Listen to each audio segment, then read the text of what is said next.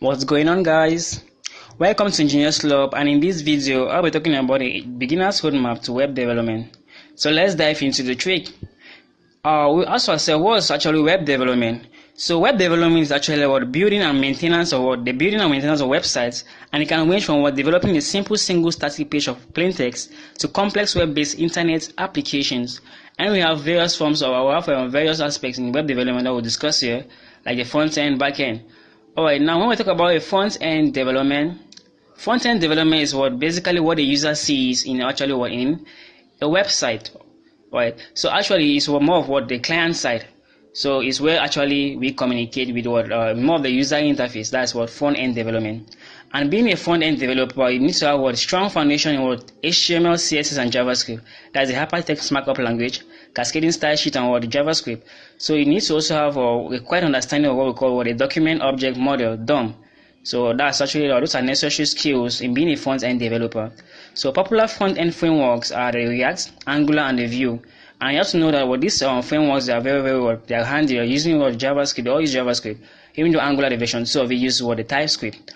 Alright, I'll talk about frameworks. What actually frameworks are in my next video, which is a collection of libraries. Now for back-end development, it's actually there's more of an abstraction in it, because it's kind of what the user doesn't actually see. We're actually hiding it from the user, right? It's what happens behind the scene. Yeah. So let's say, for instance, a user makes a request, right? You don't actually see that request, right? All those things are actually carried out in the back end. So that's more of your back end development. Yeah. So it actually says where we communicate with the database, and it handles business logic and sends the necessary data to the front end. And popular backend languages include we have the Java, PHP, and so on. You have many of them. And frameworks for backend, we have Spring, that's mostly used for Java, Django for Python, Laravel for PHP, and so many of them. So database, what is the database? We're saying that it's actually a permanent storage for the data of your application. And backend always makes a query against the database during an API call. Alright, now the difference between a front end and a back end. For front end, which we have seen, it actually refers to the client side of the application, while back end refers to the server side. Now, front end, the essentials include HTML, CSS, and JavaScript, while back end, the essentials include Python, Java, PHP, and so on. There are many of them. And the front end is the part of the website that users can see and interact with, while the back end consists of everything that happens behind the scenes. For front end, we say that it includes everything that attributes to the visual aspects of websites, while backend includes a web server that communicates with the database to serve requests presented from the front end.